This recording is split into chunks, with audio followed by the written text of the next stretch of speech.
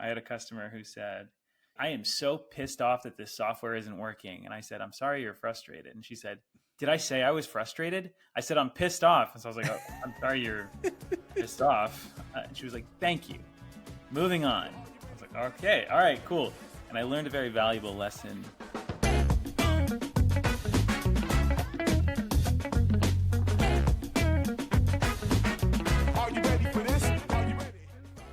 What's up, lifers, and welcome to the Daily Standup with Lifetime Value, where we're giving you fresh new customer success ideas every single day. I got my man Rob with us. Rob, you want to say hi? I'm pissed off. What's up? Is that a reference from like a news conference or something, like a press conference? It's a reference from one of my former customers, actually, and I've probably told you the story, but could be involved. And I am your host.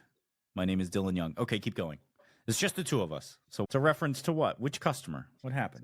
So I had I had an interesting experience probably a decade ago where I had a customer who said, I am so pissed off that this software isn't working. And I said, I'm sorry you're frustrated. And she said, did I say I was frustrated? I said, I'm pissed off. And so I was like, oh, I'm sorry you're pissed off. And she was like, thank you. Moving on. I was like, okay, all right, cool.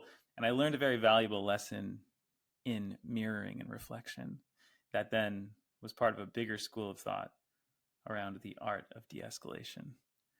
Which is what you asked to talk about today. So tell us a little bit more about it. So de-escalation is super important and it's very difficult, but it's super important, particularly in customer success, because it affects all of our outcomes that we're trying to achieve. Say we're trying to achieve KPIs around retention. That's obvious. Say we're trying to achieve outcomes around expansion or advocacy. Well, you're not going to get there if you've got angry customers.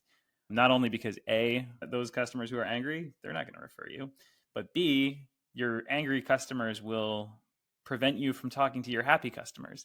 And that's why so many of us feel like a punching bag at the end of our days, never getting to the things, the quote unquote strategic work that we want to get to.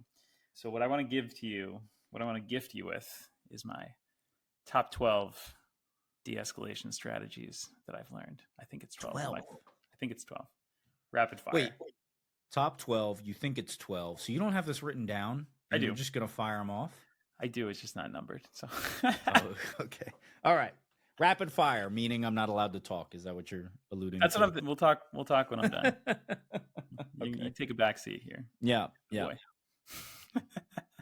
Go ahead. Okay. Number one. Now I'm going to go in the sequence of the escalation. Boy, this doesn't seem rapid. Imagine you're walking into an escalated call. Imagine you're a manager, someone escalated past your people, and now you're going to speak to them. So first thing I learned is to react to the escalation with this alarming, surprising level of excitement. So as much as you might be dreading the call, show up excited. Be like, I'm so glad we're here to talk today and to get your problems resolved. And that tends to catch the customer off guard and set the tone for the call. Number two is to then beat the customer to the agenda. Because if you let the customer start talking too much, or if you spend too much on the, hey, how are yous, the customer will plow you with their agenda and you have to beat them to it. So a lot of times I'll get on these calls and say, I'm so happy we're getting the chance to talk today.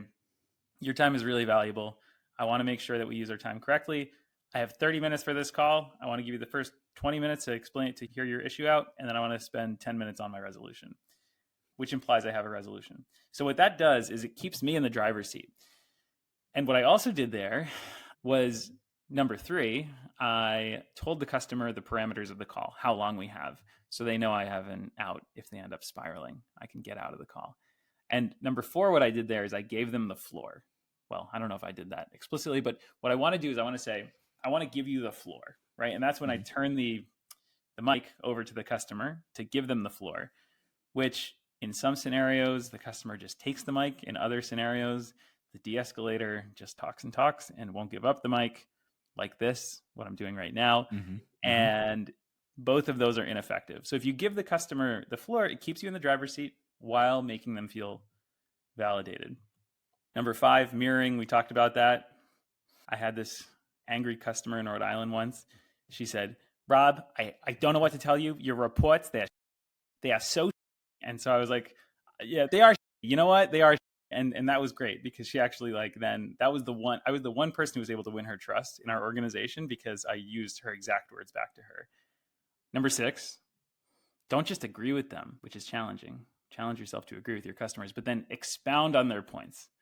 So when a customer says the reports are, you're like, you know what? Honestly, yeah, and they're lacking. There's these reports that you might need, and these reports that you might need, and these ones, they don't always work, and the data, you might not trust the data. It feels so counterintuitive to agree with them, but that's how you win their trust, which is the first step in the de-escalation process. Now I'm at my midway point, so I'm willing to take questions. Yeah.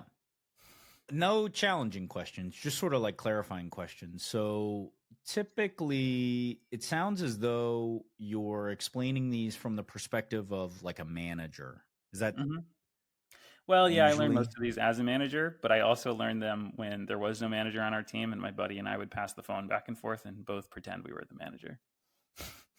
Okay. I'm going to ignore that for a second because that feels underhanded in what should otherwise be like a very Who's the manager today? So this also, I want to maybe put some words in your mouth that I think there's a lot of preparation that goes into these conversations. You do not ever want to get into one of these. You don't want to get pulled into a meeting that is spiraling out of control by one of your direct reports. Like, hey, Rob, I really need you on this call. This dude's chewing me out. Yep. You always want time to prepare your talking points to understand what the possible shortcomings are that are really like getting stuck in their craw so that you can have those additional details you can share to empathize with them, correct? Totally. All right. Totally. I do have one question I want to take a step back. At the very beginning, you said a couple of ones that felt like you want to stay in control, but I have dealt with many an alpha in these scenarios that is smart enough to realize that you're trying to do that. That's and funny. Does not want to afford you that control. What do you do? Well, that's why what I was saying before is you want to try to beat them to the agenda, acknowledge their time is valuable, and give them the floor. So that keeps you in control. Yeah. I'm thinking of all of my like worst customers I've ever had. Yeah. I've had ones that you try to assert dominance, so to speak, right? Whether that's actually what you're trying to do or not, they might take it that way, and then they pout like they don't want to give you all the details. Yep. Or like, well, I already explained all of this to my CSM. Yep. What do you mean I have to explain it to? They just want to be difficult. Anyway, I understand the point. Cool. Keep going. Yeah, some of them do just want to be difficult. And the thing is, if you actually take a moment to empathize with those customers, as hard as it might be, because I know what it feels like to be getting cursed out on the phone and you feel your skin crawl with just how angry you are with the customer. Your quick intermission lesson here is what I learned is if you are escalated within yourself, you're not going to be any good at de-escalating your angry customer. You need to de-escalate your angry customer by first de-escalating yourself and being calm internally. Reminding yourself that, look, in most of our lines of work, we're not saving lives here. If all they can do is curse at me, like, okay, it's going to be okay. But let me finish my point. So number 7, labeling is a strategy that I learned from the expert negotiator, Chris Voss. He basically, you're familiar with his work, right? I actually don't know if I've ever, I mean, he just gets cited so often, but I don't know that I've ever actually read his stuff. Labeling, I recognize, and of course I recognize his name. Yeah, labeling it's actually, there's many ways to do labeling, but labeling is a strategy to label the situation and or the person that you're speaking to, or even yourself strategically. So labeling the situation might be like, this is a really difficult situation. And just saying something like that helps you sort of step back. Labeling the other person is really effective too, to say, you seem like someone who really cares about your business. You seem like someone who really cares in general. And that validates the customer and helps them reflect on themselves. It also then encourages them to behave in ways that are psychologically aligned with that value. Number 8, when they're yelling, try lowering your voice. I worked with this one guy. It was crazy. He would whisper to the customer, and I was like, why are you whispering? He was like, because they were yelling at me. And I was like, wait, that works? And he was like, yeah, it's crazy. Like if I lower my voice, they start toning themselves down. And I learned another strategy from Chris Voss. What am I at? Number 9. which is when they use extreme phrases like, you never help us. There's one word that you can say which can get them to reel that back in. Do you know what that is? Oh, yeah? Never? So you just repeat it back to them. Yeah, you just pick when you catch them using extreme words, Yeah. You pick the hyperbolic word, you repeat it back to them just as a question, like, never? And they're like, well, not never, but, you actually could be doing a lot more to help us. So many of these examples, though, I guess I keep imagining in my head this guy or gal who does not want to play ball.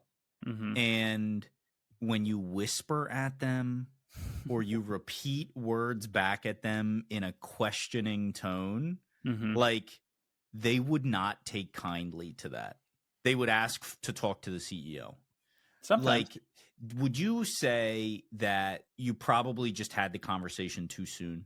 Like you should have waited until they cooled off a little bit? Well, that's why I liked what you said before. I think you said About something to the preparing, effect yeah. of taking time and preparing. And actually, I didn't mention this, or I didn't include this in my tips, but I would say if you feel things are spiraling, don't be afraid to call it off.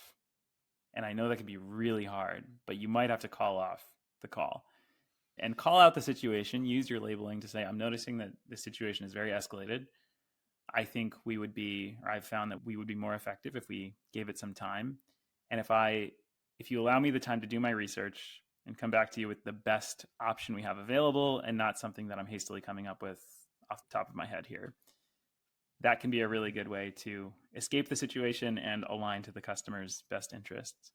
But it's hard, really hard. But I do think the way in which you do it is doing it correctly is hard, because I think you and I have probably both heard of the people who say, like, he was being a real to me and my CSM. So I told him that if he didn't tone it down, I was going to end the call, and he didn't tone it down. So I ended the call. And it feels very punitive when your customer is very clearly spiraling emotionally because you're impacting their work in some way or another. That, from my experience, that is exactly what you do not want to do, is punish them. You rather, I love the way you phrased it of like, I'm trying to help you, in that I don't know that we're going to get the best result if we continue this conversation. Yeah. It's very much a when they go low, we go high type approach. Little phrase I made up. I did not make that up. Thanks, Michelle Obama. But actually, so that's a good segue to the next tip. We're at 9 or 10 or what? 10? 10? I think I have 13 actually. But anyway, 10. So 10 is when they're spiraling and you need to interrupt them. You've been in this position before. Interrupt them with whisper at them. Interrupt them with something for their benefit. So it's like, if I may, I just want to repeat this back to you, just make sure I have my notes really clear and I can get this over to my product team.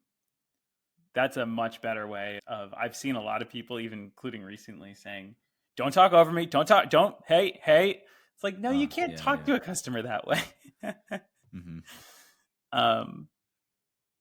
So number 11, I've often found you get more out of the customer if you remind them and inform them that you're only as effective as they make you.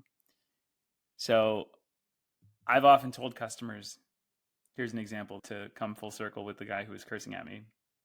I said to him, I totally get where you're coming from. Look, I curse a lot too, especially when I'm angry, and especially with stuff that's this serious. You seem like you take your business really seriously. I appreciate that. We've built our business on folks just like you who take their businesses really seriously. At the same time, now notice I didn't say but. That's a little subtle tip. Try to avoid the buts. People don't like the buts. But at the same time, I noticed that you've been cursing at my team. And I noticed that when you do that, my team feels belittled. And they're a customer success team. So if they're feeling belittled, are they going to be more or less likely to help solve your needs? And the customer eventually slowly acknowledges, I see where you're going with this. Shut up. I agree. Okay, fine. I'll stop cursing. And that worked for like 3 months. Then he went back to his old ways. But, we reminded him again. But if you inform the customer that you're only as effective as they make you, then you can get a lot more desirable behaviors out of your customers.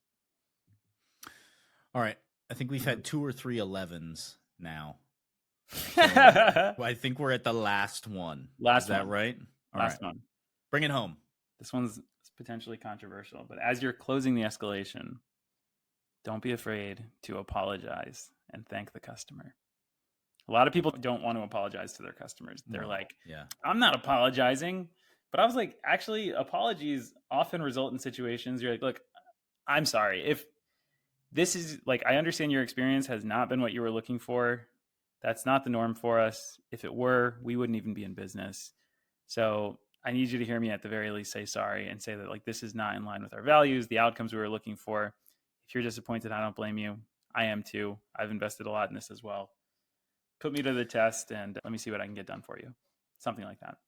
I want to wrap this up by, I love everything you said, and I think it's appropriate. I think you don't, add them to your toolbox and use them as often as you can and when appropriate. You're not always going to have an opportunity to do it all in sequence like that. Totally. I think the one thing that has helped me a ton in these situations is remembering that you have power and not using that in any sort of nefarious way, trying to assert dominance over the customer or anything like that.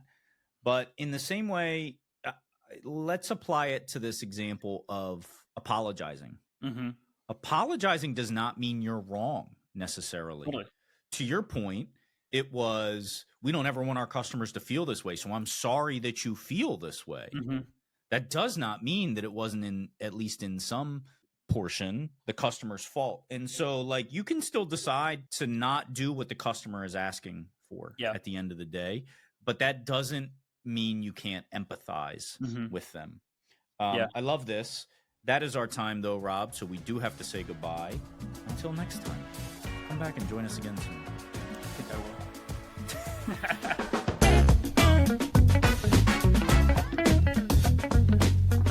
You've been listening to the Daily Standup by Lifetime Value. Please note that the views expressed in these conversations are attributed only to those individuals on this recording and do not necessarily reflect the views and opinions of their respective employers. For all inquiries, please reach out via email to dylan@lifetimevaluemedia.com. Find us on YouTube at Lifetime Value and find us on the socials at Lifetime Value Media. Until next time.